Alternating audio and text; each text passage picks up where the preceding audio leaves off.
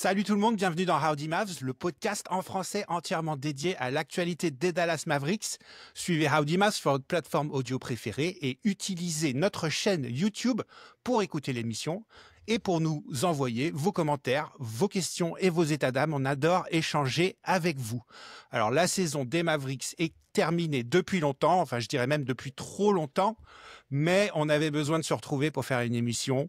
Donc on va parler de cette intersaison qui va être plutôt passionnante. Et pour ça, je suis accompagné de Quentin. Salut Quentin. Alors, il n'y a plus de match des Mavericks, mais il y a des playoffs NBA qui sont plutôt sympas à suivre. Alors, qu'est-ce que tu penses de ces playoffs pour le moment ? Salut Bern, salut tout le monde, ça fait du bien de vous retrouver. Eh bien écoute, première pensée quand je vois ces playoffs qui sont effectivement sympas, c'est de me dire que je pense vraiment qu'on avait l'équipe pour aller à nouveau en finale NBA. Et que en face, il n'y aurait pas eu les Boston Celtics en plus. Donc je pense vraiment que l'équipe qu'on avait cette saison était une équipe qui pouvait aller au bout. OKC est très fort, je ne les sous-estime pas, mais ça confirme le fait que je déteste toujours Nico Harrison. Ça n'a pas changé depuis 2 semaines, que le trade est toujours naze. Ça n'enlève rien le fait que je suis très heureux du number one pick qui arrive, comme on avait célébré tous les trois lors du dernier podcast. Mais ce trade, c'est toujours de la merde, car je pense qu'on aurait vraiment pu connaître une saison 2024-2025 exceptionnelle si l'effectif était resté ensemble. Mais bon, écoute, on prend plaisir. Et puis moi, de mon côté, je vous ai dit que j'étais pour Indiana. Et ben, je kiffe plutôt bien mes playoffs. Cette équipe est super sympa à suivre. Et je suis accompagné également de Nico qui suit cette série entre Indiana et New York. Alors, Nico, comment vont tes Knicks ? Je dirais qu'une fois n'est pas coutume, je suis pas d'accord avec Quentin. Déjà de supporter les Indiana Pacers malgré Rick Carlisle, je ne partage pas cet avis. Et surtout, même s'ils jouent plutôt bien, ces petits salopards, non, je suis toujours à fond derrière les Knicks, moi. L'équipe au grand cœur, à défaut d'avoir du grand talent, c'est une belle série en tout cas à l'est. Et pour rebondir sur ce que tu décris, Quentin, pour la conférence Ouest, ouais, on va pas revenir encore sur le trade, on va mettre ça derrière nous. Je dirais juste que peu déçu, moi, par les Wolves. Je pensais qu'ils pouvaient faire mieux. Ok, s'il a un peu courbé les chines, j'aurais bien aimé leur mettre un grand coup de latte pour qu'ils courbent un peu plus cette échine-là et qu'ils les fassent un peu plus plier, tu vois. Donc, ils vont gentiment aller en finale NBA, alors qu'ils montrent quand même, je trouve, quelques faiblesses par rapport à la saison régulière. Donc, c'est encore une très belle équipe et compagnie, mais il y avait moyen de moyenner, comme tu dis un peu, Quentin.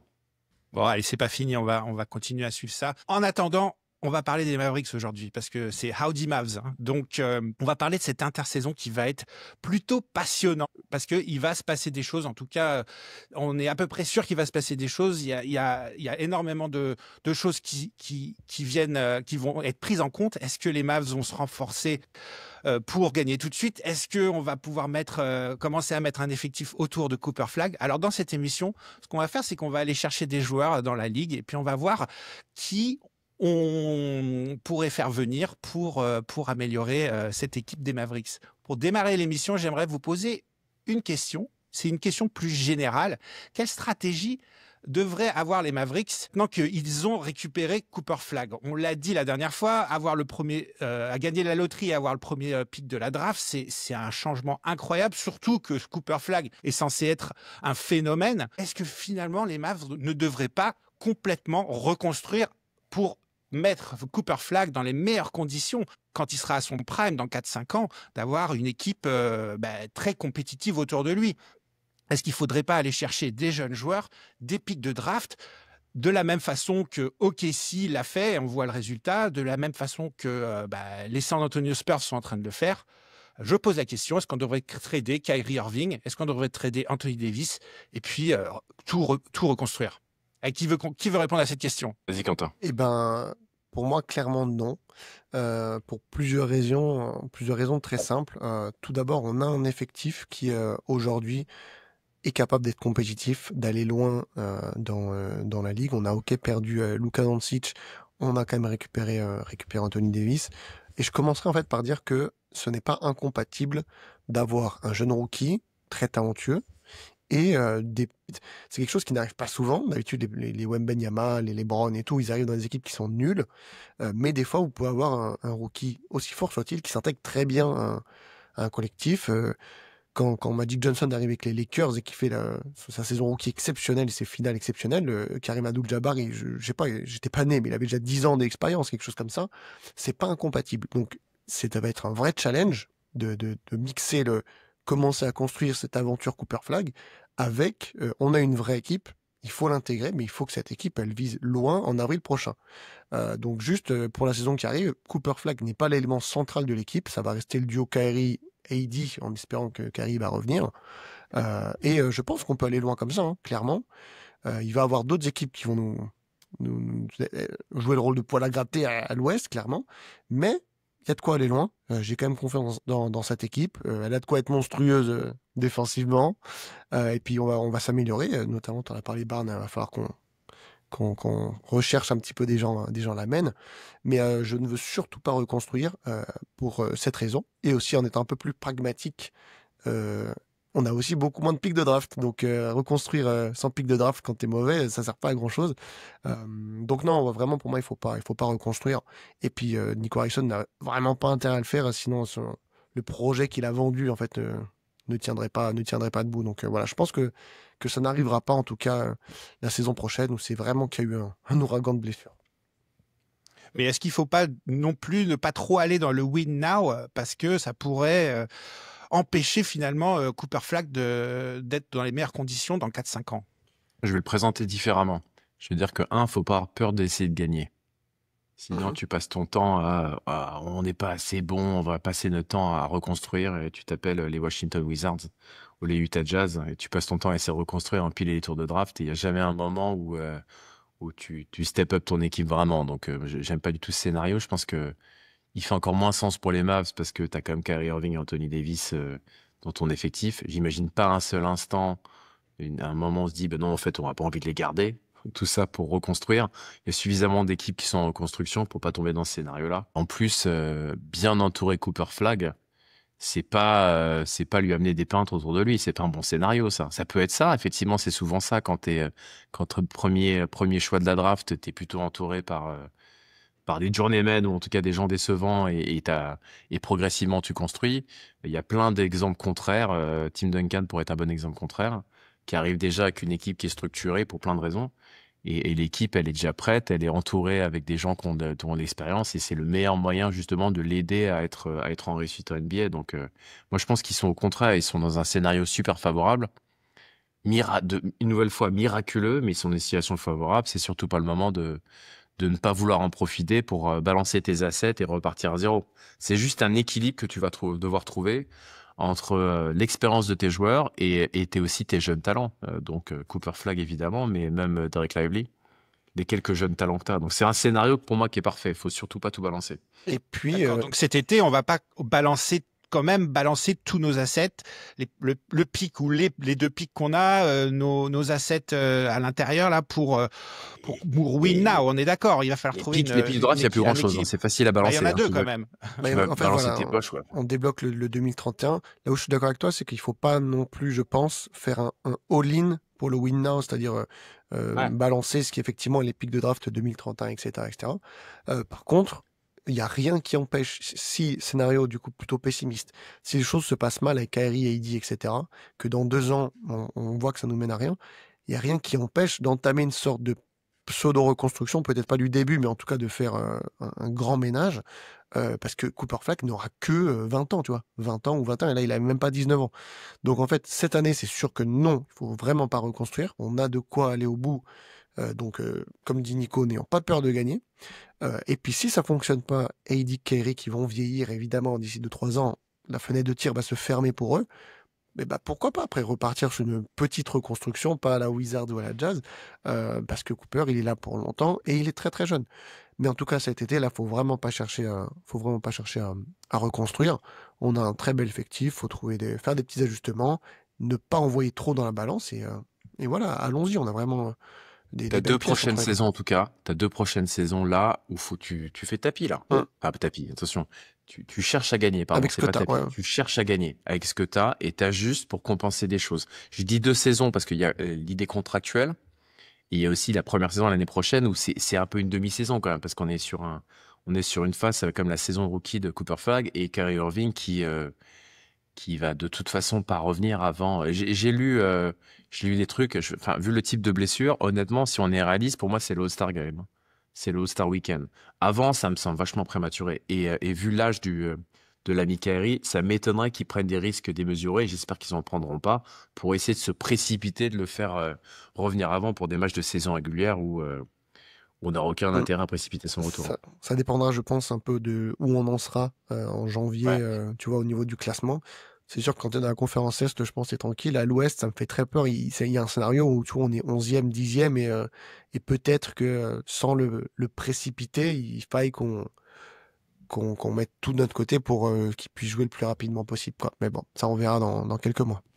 C'est pour moi, c'est pour ça que justement, tu as intérêt à te construire un scénario où t'es pas trop dépendant de Mm. Kyrie Irving. Tu vas l'être un petit peu, mais tu peux quand même te faire un truc. T'as pas besoin de presser Kyrie Irving. Tu as le talent nécessaire pour essayer de compenser son absence. Ah, pas au même niveau, évidemment, mais en tout cas, t'as pas besoin de te dépêcher pour vas-y, Ouais. Kyrie, on a besoin de toi dès décembre. Là, tu vas le reperdre pendant un an, c'est le pire des scénarios. Ouais. Ok, alors j'aimerais qu'on fasse un petit bilan là de l'équipe, un petit état des lieux en gros par position pour voir qui, à votre avis, on devrait garder dans l'équipe pour l'année prochaine, quel joueur on pourrait laisser partir pour essayer de combler certains manques de l'équipe. Alors je vais commencer par les postes intérieurs où on a donc Daniel Gafford, Dwight Powell, Derek Lively, PJ Washington, Anthony Davis, Omax Prosper et Cooper Flag. Donc énormément de joueurs. On a parlé de l'embouteillage plusieurs fois dans ce podcast.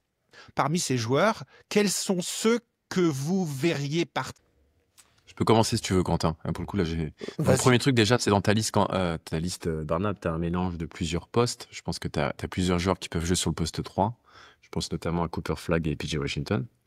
Mais néanmoins, tu as raison, ça reste le bon embouteillage. Je parle même pas de Dwight Powell qui va gentiment tourner les serviettes et signer une année supplémentaire, enfin passer une année supplémentaire aux Mavericks, mais je m'attends pas à ce qu'il voit beaucoup la couleur du parquet. Je pense, pour moi, c'est assez clair que Daniel Gafford ne peut pas rester dans l'effectif. Il rentre dans sa dernière année de contrat, il va vouloir être payé, il va avoir beaucoup trop de minutes et c'est un asset intéressant pour un trade. Donc pour moi, c'est très clair que l'ami Daniel Gafford, il est sur la tangente, plus que Derek Lively, parce que au-delà de la petite mafia à Duke là entre Irving, Lively et Flag, je pense que dans le scénario aussi de win now, mais aussi de penser à moyen terme. En plus du salaire, une nouvelle fois, Derek Lively, il n'est pas au salaire de Daniel Gafford. C'est vachement intéressant de garder Derek Lively, donc je ne le vois pas partir.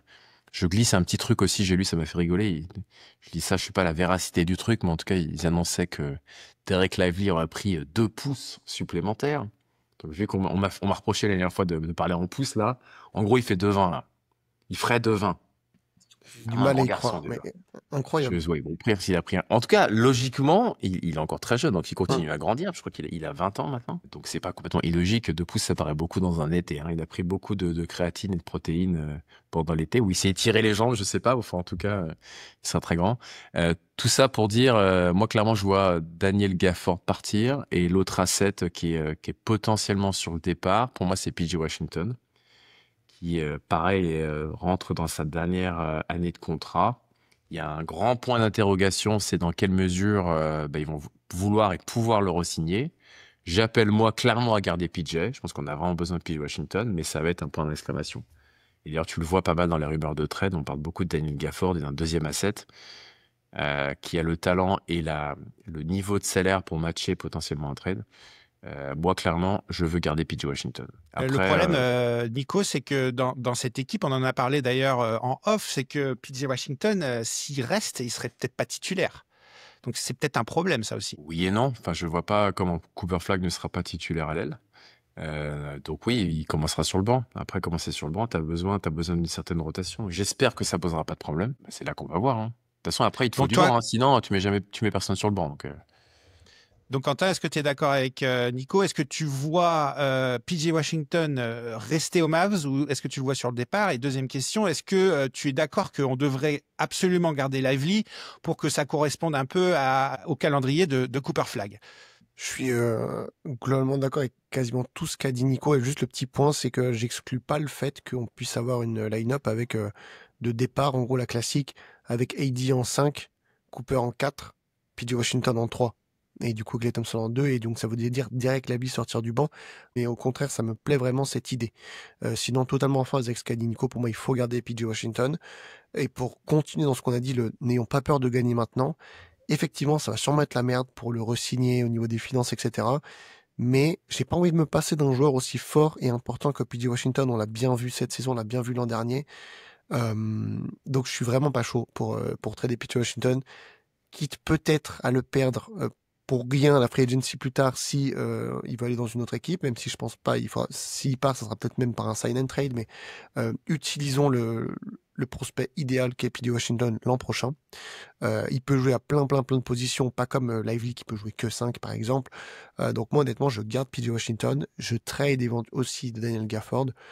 J'avais juste dit dans plusieurs podcasts avant que si il y a une équipe qui nous propose un très bon joueur poste 1 et 2 qui pourrait être vraiment bien dans l'effectif, mais qui disent non, on veut pas Gafford, on veut Lively, je ne suis pas contre étudier le trade, et en gros garder juste Gafford en poste 5 remplaçant, parce que AD poste 5 dans la NBA actuelle, c'est excellent. Donc ça me dérange moins, sportivement parlant, de trader Lively, mais émotionnellement, ça me ferait très très mal, parce que comme vous tous, je pense, on adore Lively.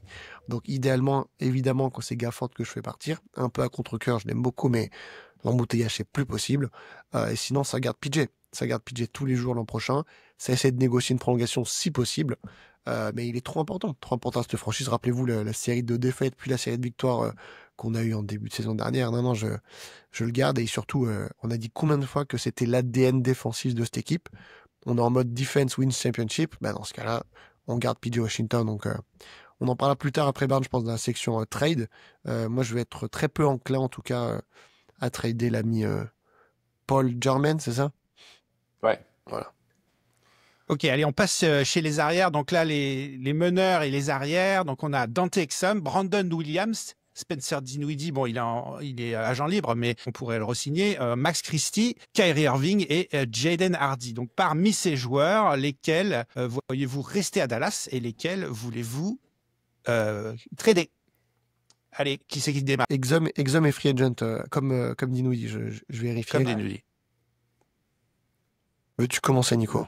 Ouais, le truc le plus marquant que j'allais dire, c'est l'absence de talent, en fait. On est quand même très très short entre les joueurs que tu as cités là avant et ce second groupe. On a quand même un déséquilibre de talent. Pour moi, le grand point d'interrogation, c'est qu'est-ce que tu vas faire de Exum et Dinwiddie, des joueurs en fin de contrat. Dans tous les cas, tu es obligé de trader pour un joueur de premier plan. On va parler après des profils et des candidats, il y a plein de noms qui sortent. Mais clairement, pour revenir à ce qu'on décrivait, moi, Gafford, malheureusement, tu vas servir de monnaie d'échange. Ouais. C'est Gafford et je sais pas qui encore. Il va falloir forcément lâcher quelque chose. J'aimerais bien me débarrasser de Jalen Hardy, mais malheureusement, on va pas aller très très loin. Il n'y a pas des grands candidats qui vont se précipiter pour prendre l'ami Jalen Hardy. J'ai une partie de moi qui a envie d'emmener sur le poteau du sacrifice mon ami Klay Thompson. Après, on n'a pas 50 joueurs de son profil, donc je sais pas si c'est la meilleure idée. Alors, sur Klay Thompson, quand même, moi, on n'a personne aussi pour les tirs extérieurs. Dans l'équipe, c'est qui les shooters, à part Klay Thompson? Ah c'est les autres. C'est ça qu'on n'a pas de spécialiste. Du coup, Klay, non, mais je trouve pas que c'est pour une bonne idée. l'instant, On est un peu short sur cette partie-là. Donc, enfin, ce qui est sûr, c'est que Daniel Gafford tout seul, ça sera pas assez en fait. Donc, tu vas devoir rajouter quelque chose. La question, c'est qui? C'est pour ça que PJ Washington, j'aime pas ce scénario, mais c'est une monnaie d'échange malheureusement intéressante. En tout cas, moi, pour répondre à ta question, en tout cas essayer d'y répondre, on doit clairement renforcer le poste 1 et 2 et on va avoir Gafford plus quelque chose d'autre. d'accord. Donc, mais parmi tous les arrières que j'ai cités, tu gardes Kyrie Irving. On est d'accord qu'on garde Max Christie, hein, il est jeune, il a du potentiel. Brandon Williams, on l'a re-signé, il nous a ébloui en fin de saison. Il donc coûte on rien. le garde. Il coûte rien, on garde En tous les plus, jours. il coûte rien. Donc Hardy, est-ce qu'on re-signe Exum ou Dinwiddie, Quentin, à ton avis? Tout dépend du montant. S'il y en a un des deux qui prolonge au minimum, oui. Clairement, on a bien vu que même s'il nous a fait tirer les cheveux un nombre de fois, ça nous a bien dépanné des fois d'avoir Dinwiddie au minimum. Juste, je pense que Exum il arrivera à toucher plus d'une autre franchise.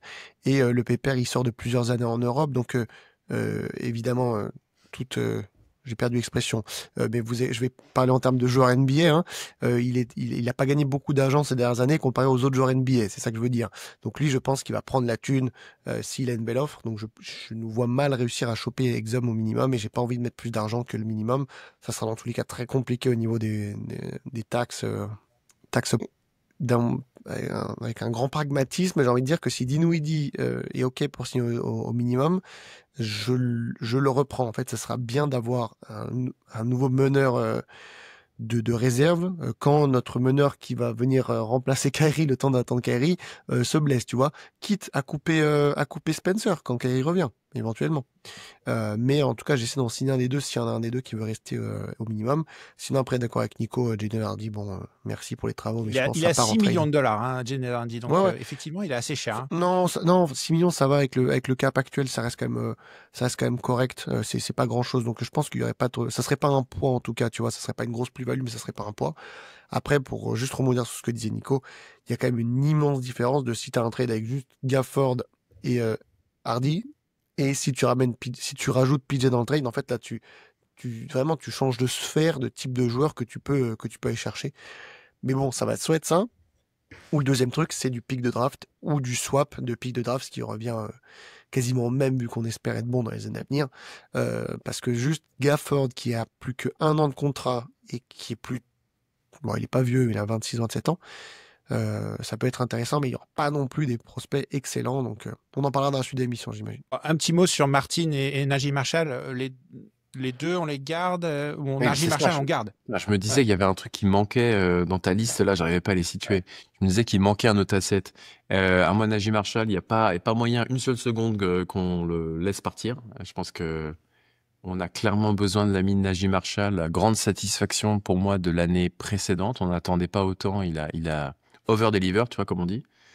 Et même dans la mentalité, je pense qu'on a besoin de guerriers comme Najee Marshall. Et Caleb Martin, on lui a pas donné sa chance encore. C'est peut-être le second, hein, tu vois. À un moment, la NBA est injuste. Il a un contrat à 9 millions, si ma mémoire est bonne. 9 millions.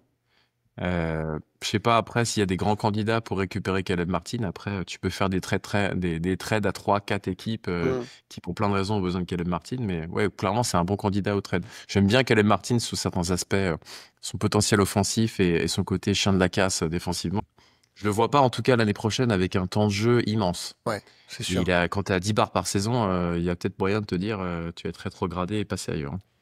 En tout cas, Najee Marshall, pour moi, est candidat des joueurs qui puissent être ajoutés dans un trade parce que il a une belle valeur. Il a 2 saisons sous contrat, il est à 9 millions, ce qui est quand même bien correct, et il a pris une value de zinzin avec la saison. Les autres managers, ils ont bien vu ce qu'il a apporté aux Mavs, notamment quand on avait 36 blessés et qu'il se retrouvait limite franchise player. C'est un vrai joueur de basket qui peut apporter. Beaucoup d'équipes concurrentes, prétendantes à quelque chose, seraient intéressées d'avoir un Najee Marshall, donc... je pense, ça serait pas étonnant qu'il y ait un package Gafford, Marshall et Hardy par exemple pour aller chercher un poste 1-2. Je suis comme Nico, j'ai envie de le garder, mais il y a tellement de joueurs attachants, tu vois, de PJ Washington, Najee Marshall, c'est des joueurs que tu as envie de garder. On sait que ça sera pas possible de tous les garder, donc voilà, Najee Marshall à ne pas oublier effectivement dans les potentiels packages de trade qui vont être amenés à venir, à circuler. Et on est plutôt d'accord depuis le début de l'émission.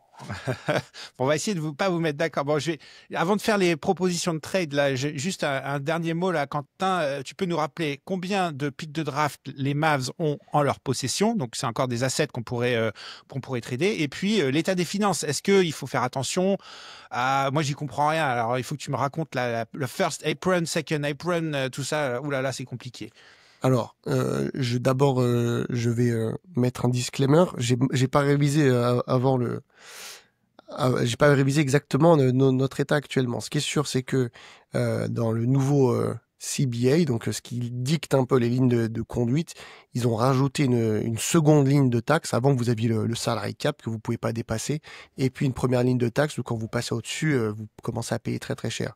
Maintenant, ils ont rajouté une deuxième ligne de taxe et qui est là pour vraiment décourager à la dépasser, qui en fait vous pénalisez énormément. Par exemple, vous pouvez plus utiliser de double exception, vous pouvez plus signer 2 joueurs après que la trade deadline.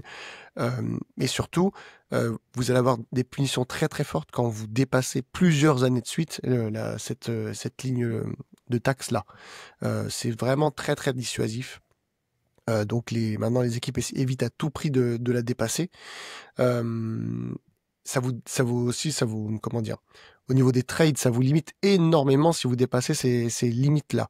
Donc voilà, on va éviter de dépasser la seconde taxe là. La première, je pense qu'on va la dépasser. On a Anthony Davis et des Kyrie qui sont quasiment au minimum. Mais c'est ce qui va faire en sorte que ça sera compliqué de garder PJ Washington d'ici un an. Clairement, on va pas se mentir.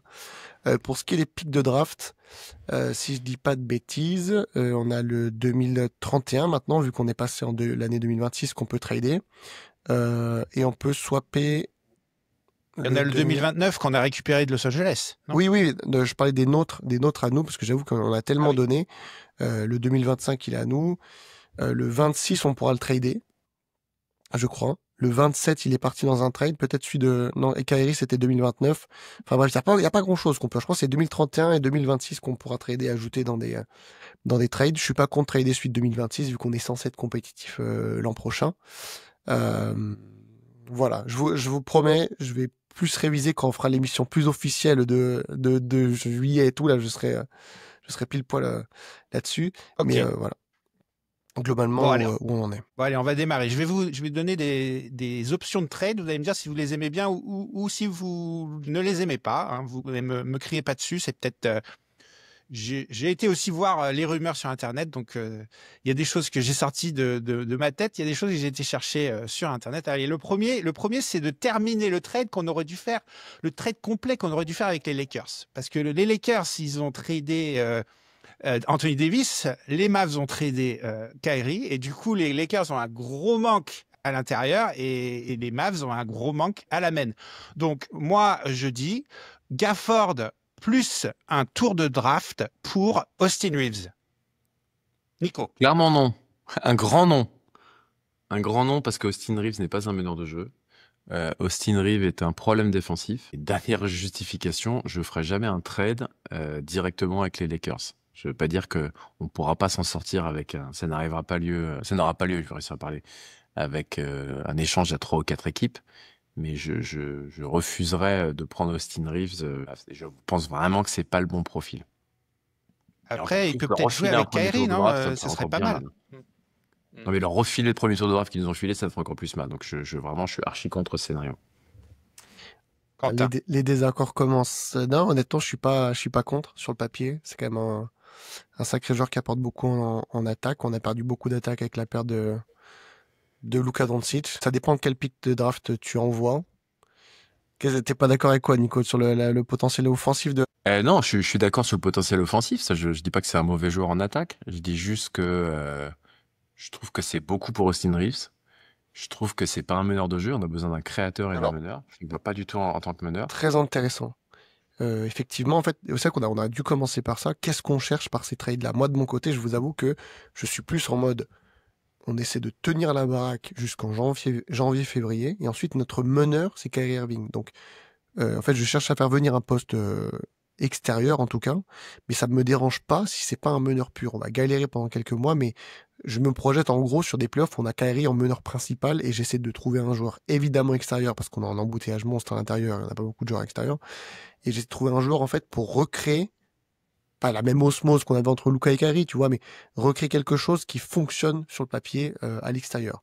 Donc je suis d'accord avec toi, c'est pas un meneur Austin Reeves, mais l'association offensive me plaît et on a quand même de très bonnes défenses autour qui font que je suis pas ce trade me paraît pas déconnant. Après en fait ça dépend du pic de draft. Moi j'envoie le 2026 où on est sûr que ça sera un low pick, tu vois, dans les entre 20 et 30, ça me dérange moins. J'envoie pas du tout un pic 2031, ça c'est sûr, ça a beaucoup trop de valeur. Mais globalement je suis pas contre ce trade là, Barn, le premier que tu proposes. Ok, après est-ce que les Lakers acceptent? C'est ça aussi. Bonne question. Je pense qu'ils disent non parce qu'ils estiment énormément Reeves, sûrement plus que sa vraie valeur. Ouais, je pense que ça dépend du pick que tu envoies. Je pense en tout cas qu'ils ont tout intérêt. Les Lakers, ils ont quand même un embouteillage à la création. Bon, ils ont 3 joueurs qui sont des forts créateurs. Il y en a un qui se rapproche de la retraite. Ils ont quand même 3 joueurs forts créateurs. Et ils ont un manque mais hallucinant à l'intérieur. Donc de toute façon, les Lakers ils vont devoir lâcher des assets pour récupérer un intérieur de premier plan. Donc il va falloir qu'ils lâchent des trucs. Hein. Et lâcher des trucs, il n'y a pas 50 options à mon avis. Hein. Austin Reeves, c'est quand même l'option la plus évidente que tu as, qui a une certaine valeur pour récupérer un asset. Vous voulez mon deuxième Envoie. ma deuxième proposition? Alors, on va aller chez les Boston, chez les Celtics. Alors, celle-là, bon, je la relis, je me dis, je suis pas sûr que Dallas ferait ça, mais je vous la propose quand même. Donc, encore Gafford, parce que Gafford, il va être Il va être partout, il va être partout.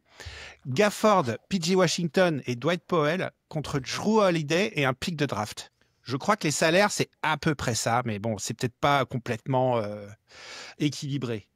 Il a 34 ans, Jrue Holiday, donc j'hésite quand même à donner autant. Pour reprendre mon collègue Nico d'il y a 1 minute et 40 secondes, un grand nom. Un grand nom pour moi. Non, pourquoi dis-nous parce pourquoi. Que pour moi, de 1, on donne trop.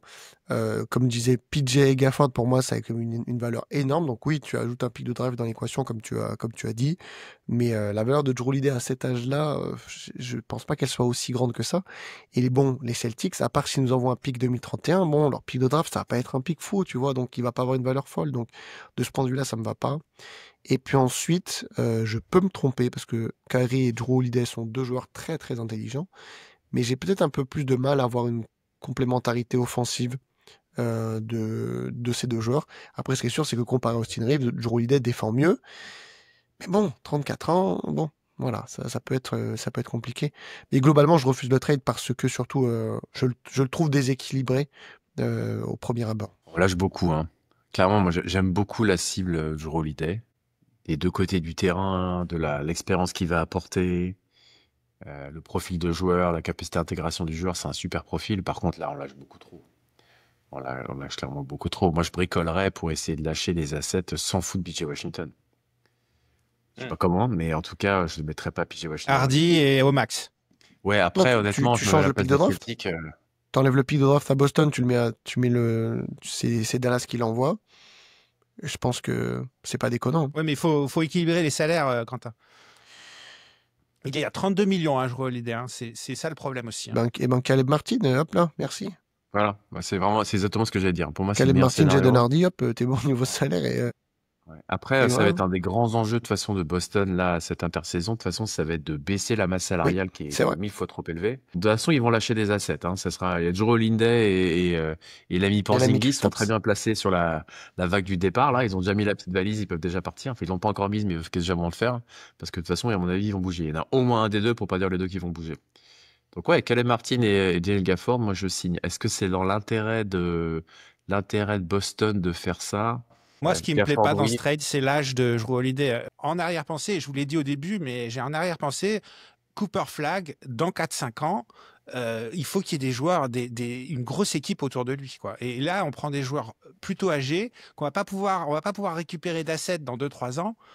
Leur valeur va baisser. Il faut faire attention quand même de pas trop se dégarnir pour les années 2028-2029. Tu vois.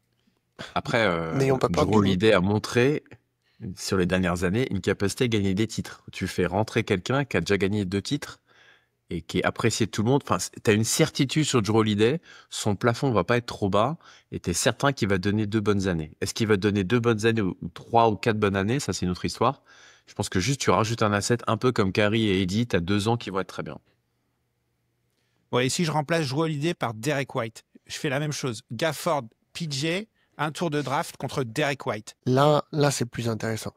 Parce que sacré joueur Derek White. Vraiment, vraiment sacré joueur. Et honnêtement, comme ça, j'ai tendance, je pense, à te dire oui. Si on envoie le pick de draft 2026 et pas le 2031, j'ai tendance à te dire oui parce que c'est vraiment un joueur exceptionnel. Je pense qu'il a été longtemps très sous-coté. Maintenant, on apprend à le jauger à sa vraie valeur. Et il irait vraiment très bien, je pense, dans cet effectif. Évidemment qu'on dit ça parce que maintenant qu'on a Cooper Flag, on peut plus facilement aussi envisager une vie sans PJ Washington, même si ça reste qu'un rookie. Ça fait très mal de se séparer de PJ Washington, mais en tout cas, là, on a quelque chose qui, je pense, est plutôt correct en termes de valeur, des 2 côtés, côté Dallas et côté Boston. L'intérêt de Boston là-dedans, par contre, je sais pas trop parce qu'ils ont quand même Tatum et Brown et leur faire venir PJ Washington, je sais pas trop ce qu'ils voudraient de ce joueur. Mais de notre côté, j'avoue que ça fait sens. Sur le court terme, pendant que Kyrie est pas là, c'est très bien. Quand Kyrie revient, pour moi, c'est un duo qui, je pense, peut être très très très bon et faire jouer ensemble.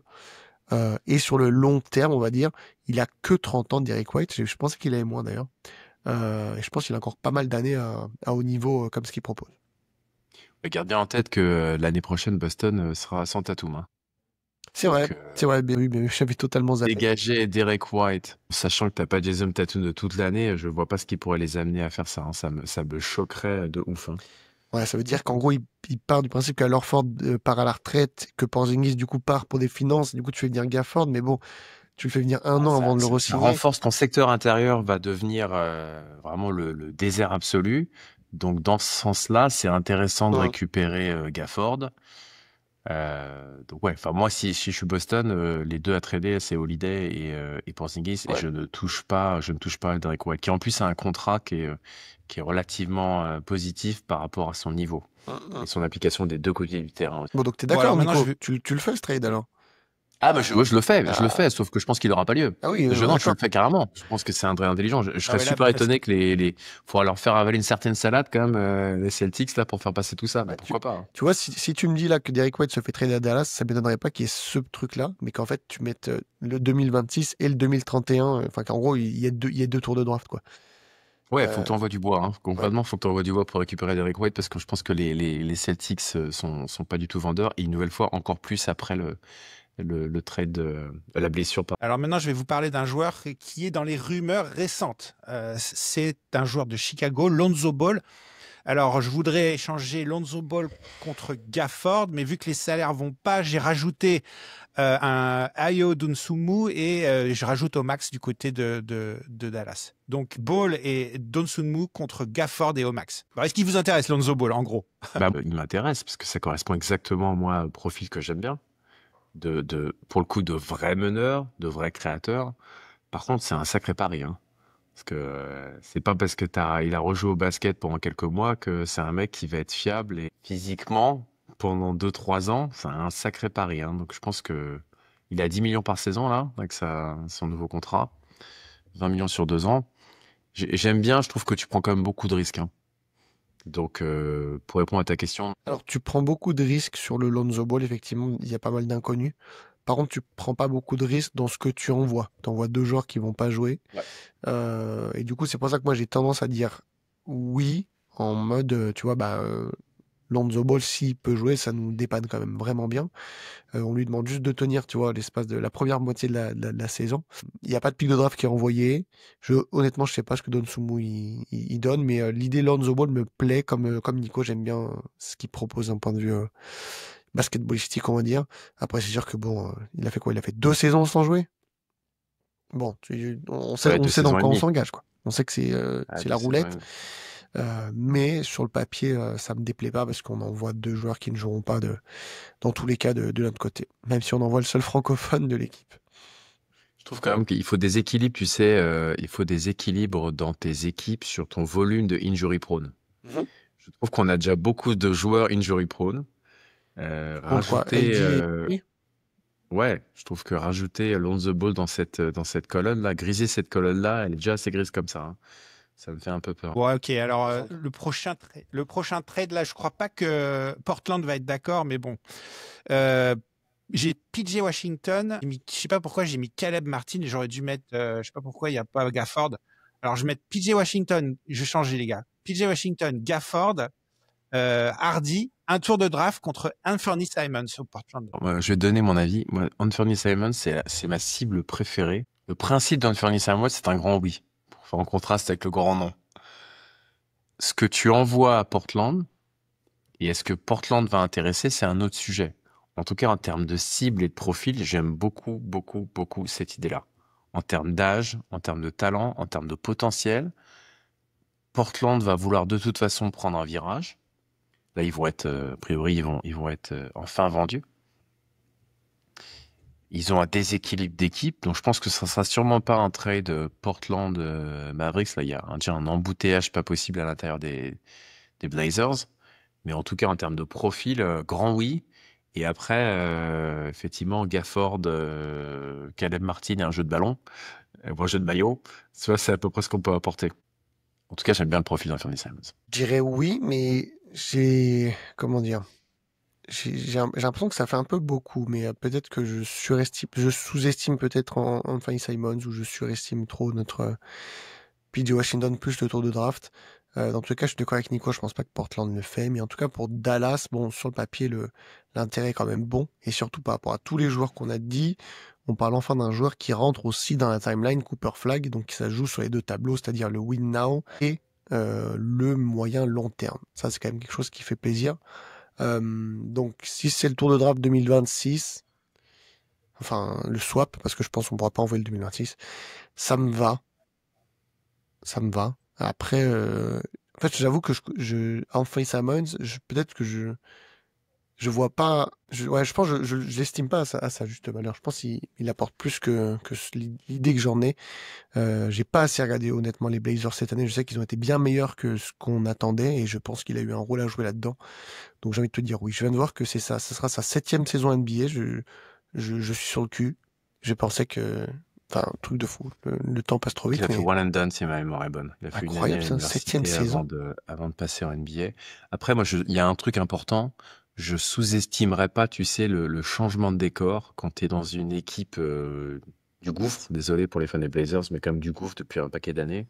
Changement de décor, ça peut apporter, tu vois, une toute autre perspective et relancer complètement des carrières et lui permettre de franchir des caps. Quand tu vois, c'est exactement pour moi ce qui s'est passé avec Daniel Gafford quand il a quitté les Wizards, avec PJ Washington. Washington quand il a quitté les Hornets. Tu vois, ils sont arrivés dans un environnement complètement différent, avec une volonté de gagner, un bon niveau d'expérience et des joueurs de premier plan autour d'eux. Bah, en fait, ça t'aide, ça tire vers le haut. Moi, honnêtement, pour la carrière d'Anthony Simons, je pense que c'est super intéressant pour lui. Hein. Après 7 ans, tu vois, à Portland, il y a un moment, il faut tourner une page. Hein. Globalement, Ok, les oui, gars, je bon, pense qu'on est un peu. globalement, oui, bah. Ok. Bon, les gars, il y a aussi des agents libres hein, qui vont être disponibles. Alors, je vais vous en citer quelques-uns et vous allez me dire si les Mavs devraient aller les chercher. Et le premier, il est aux Spurs, c'est Chris Paul. 40 ans, un vrai meneur. Est-ce on devrait pas faire venir Chris Paul pour je sais pas moi, attendre Kyrie Irving ou même rester une année chez les Mavs. Allez. Je sens le désaccord venir. Alors, je vais commencer dans ce cas-là. Pour moi, ça s'appelle ne pas prendre de risques. C'est-à-dire que tu vas pas gagner grand-chose, mais tu vas pas perdre grand-chose non plus. Dans le sens où, clairement, là, t'es pas sur une logique de vision du futur. Hein. Le point positif pour moi que va t'apporter l'ami CP3, là, c'est l'expérience. Il va pas te coûter grand-chose. Il a 40 balais. Il vient d'avoir 40 balais. Il a fait 82 matchs. Tu vois, on parlait de Lonzo Ball avec toutes les interrogations sur sa santé. Il a peut-être 40 ans, n'empêche qu'il est toujours là. Après, ouais, problème défensif potentiel. Enfin, en gros, tu vas pas le payer grand-chose. Tu Il prends le faut que zéro tu te risque. mouilles là, oui ou non? Tu le gardes, on le prend ou pas? C'est une question de salaire, en fait. À Pour quel prix? combien? Ouais, voilà. Pour combien? Mm.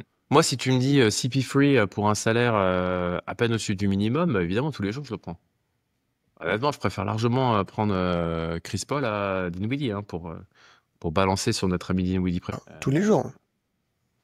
Après, pour moi, c'est l'histoire de Chris Paul chez les Spurs. Est-ce qu'il est juste de passage ou est-ce que il s'installe un peu pour potentiellement rester, avoir une suite un peu dans l'organisation des Spurs, ce genre de truc, ça, je sais pas. Mais CP3, moi, je suis pas contre. Mais là, aux Spurs, il n'a pas de poste de titulaire. Il y L'année a une forme prochaine. d'embouteillage aussi. Il y a une forme d'embouteillage, à mon avis, aussi sur le poste des meneurs, ou en tout cas à la création chez les Spurs, spécialement s'ils prennent Dylan Harper. Après, à 40 balais, il va pas demander à jouer 30 minutes par match. Hein. Bon, Quentin.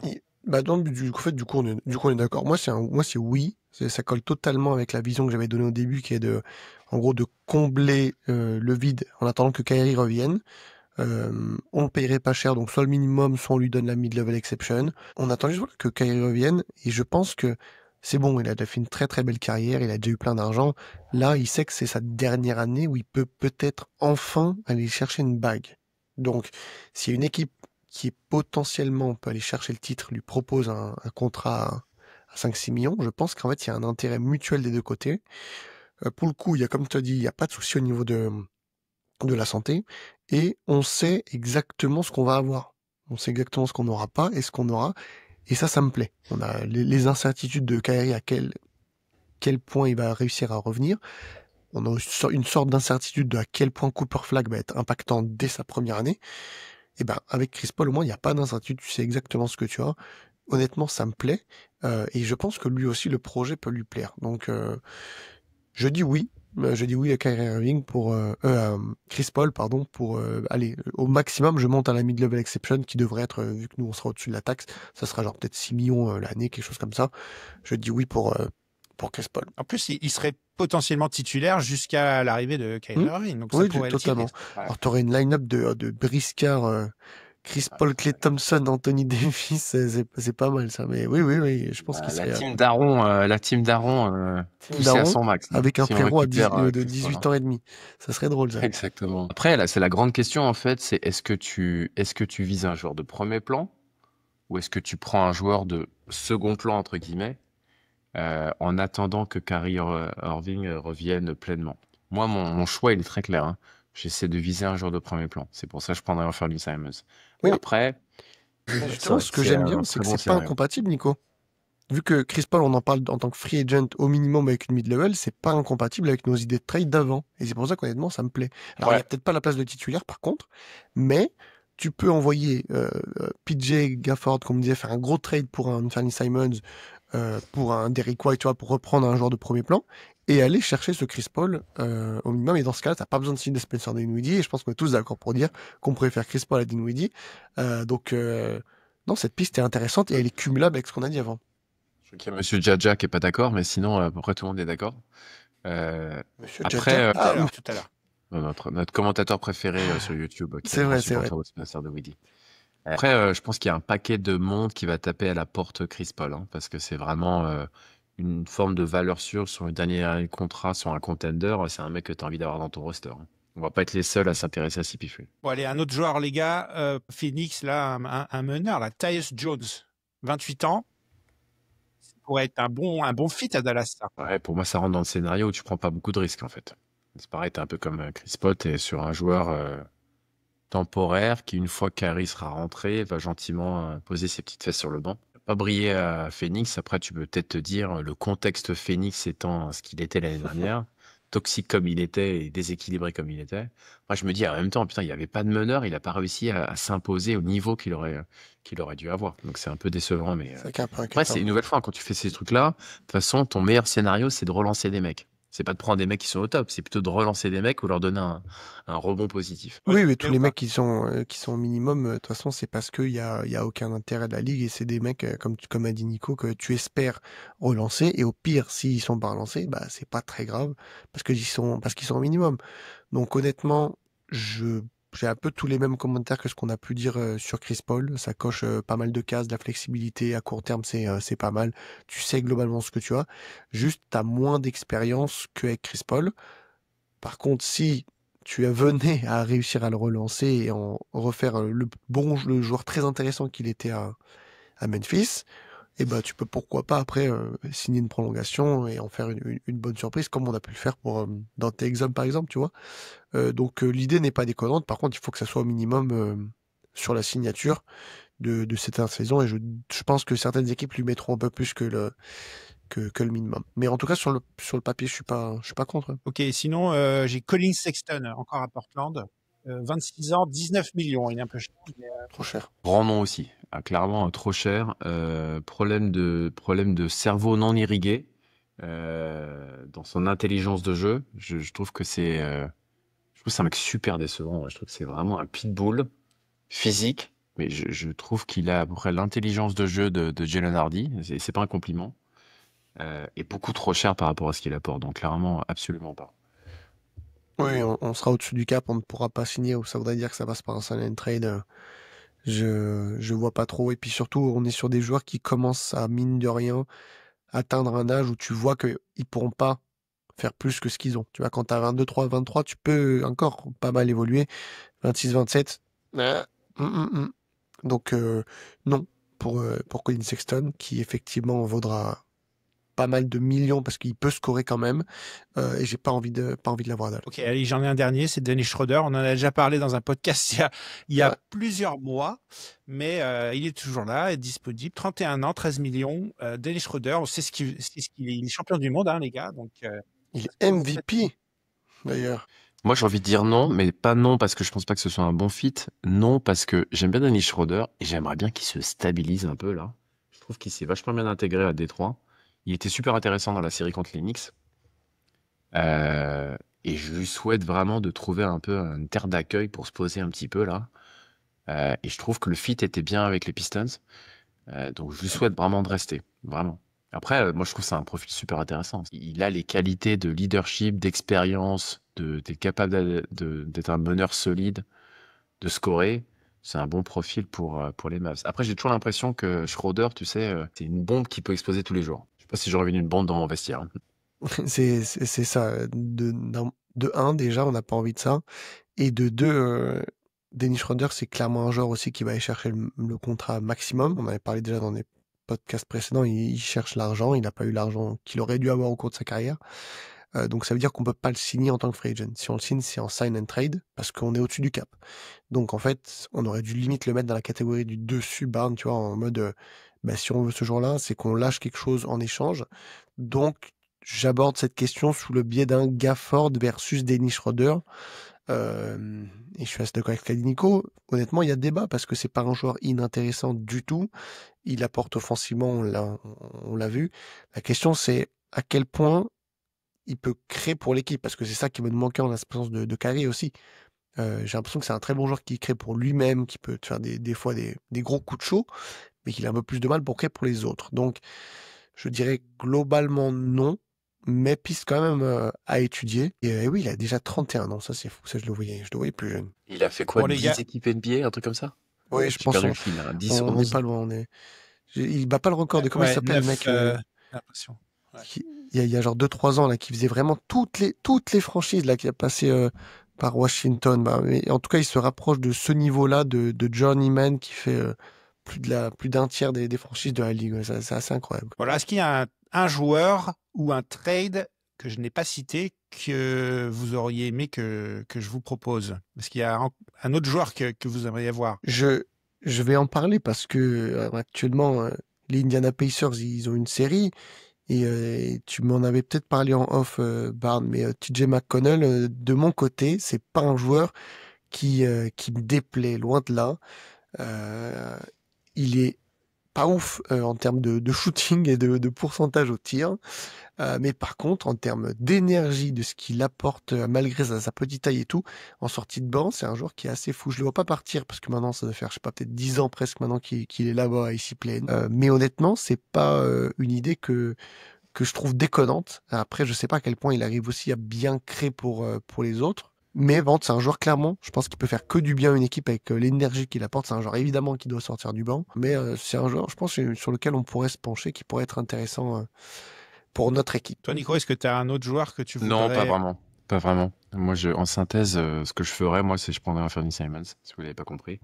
Et en choix numéro 2, si j'ai pas un joueur de premier plan, je pense que je signerais un joueur temporaire, entre guillemets, qui va tenir la baraque le temps que Kyrie revienne. Du format de CP3, Lonzo Ball ou un peu de cet acabit-là. Ok, quand ça va devenir plus concret, Alors bon, la draft est le 25 juin. Je pense pas qu'il y aura des trades le jour de la draft. On va garder le first pick, ça c'est sûr. Donc on va dire que ce qui va devenir vraiment concret, ça va être début du mois de juillet, une fois que toutes les premières signatures qui vont avoir lieu le 1er, 2, 3 juillet, les extensions, etc. Là, on saura quand même, on en saura quand même bien plus. Je pense qu'il y aura déjà une belle émission à faire autour de cette date-là. Et surtout, on saura vraiment où on se trouve niveau salaire. Je pourrais étudier cette fois et vous dire qu'est-ce qu'on a vraiment sous la main ou pas, parce que là, dans toutes nos projets qu'on a fait, c'est pas impossible qu'on ait dit des choses qui sont en fait impossibles en termes de salaire, de taxes, etc. Donc voilà, on vous en dira un peu plus en précision, je pense, fin juin, début juillet. Après, honnêtement, c'est une période très creuse en ce moment, hein. Nos joueurs sont à Cancun, où ils sont retournés dans leur pays d'origine. Nous, on regarde les autres équipes, donc voilà, c'est un peu de la fantaisie, et puis on sera plus sérieux cet été. Juste un dernier truc à rajouter là, qui s'applique pour les salaires minimums et même qui s'applique sur tout le monde. Je sais qu'on le dit souvent, mais j'aime bien le rappeler.